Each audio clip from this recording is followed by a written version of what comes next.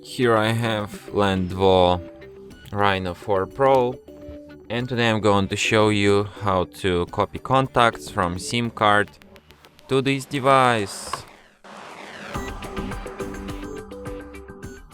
So first we should go to contacts or people, something like that. Then tap on three dots here, go to import export, select where from, in our case from our Play SIM card. I guess it was Virgin Mobile, but okay, could be Play.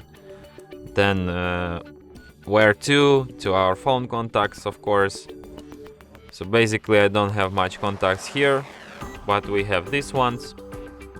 You can select them one by one, then tap OK, and after that these contacts will appear on your device. So as you can see now I have like copies of it on my SIM card and on device. And that's it. Thanks for watching. If you find this tutorial useful, don't forget to hit that like button and subscribe to our channel.